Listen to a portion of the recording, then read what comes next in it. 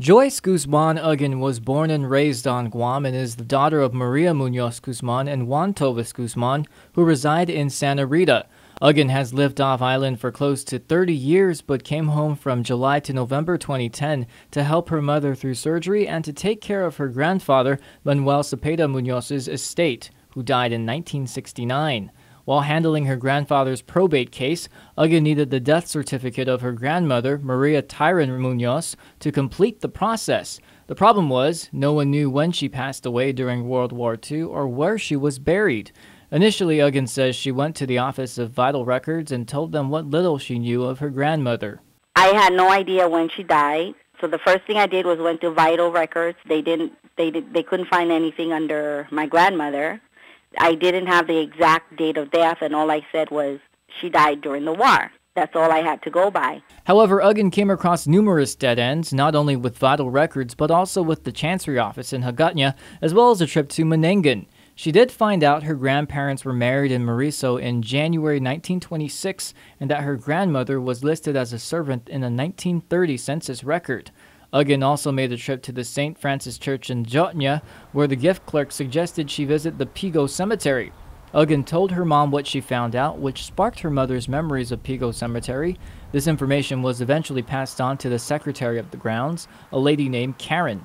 She told me that she recalls that the remains from Manangan were all dug up after the war. They were brought down to Pigo Cemetery, and that they were buried in a mass grave site, and there was a huge cross to mark that grave site. Karen then directed Ugin to the mass grave site. I asked Karen where was that grave site, and so she directed me to walk out the door, go around the two buildings or one building, and when I see the stairway to go up those stairs, and she said it's the area that's surrounded by the sidewalk.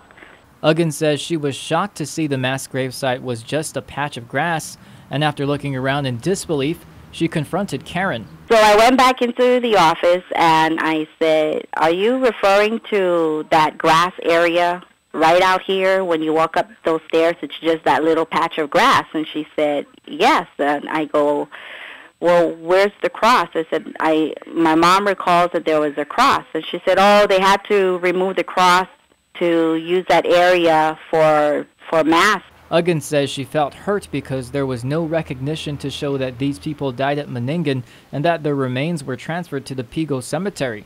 I said, "Well, first of all, do you have any idea how hurt I feel right now to see that that's where my grandmother is and all those other people that were brought down here?" Karen suggested that she could have headstones ordered at no cost.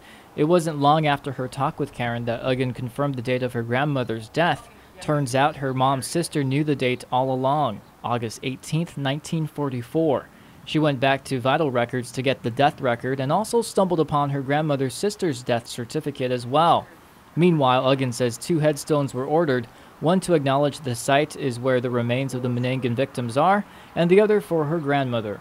I had her put her full name, her date of birth, which is February 2nd, 1903, and that her date of death, August 18, 1944. Ugin says the headstone markers should arrive any day now, and while she can't be there for its placement, she feels excited for her mother. I'm happy, I'm relieved that my mom is still alive to see that, you know, there's something there for her to go to now. Despite her frustrations, Ugin says she is relieved she found her grandmother in the end, but she hopes her story inspires others to find their relatives who may be resting in the same place. I'm hoping that this would prompt a mass to be said for that gravesite, and hopefully other families can find their loved ones if they are buried in that gravesite.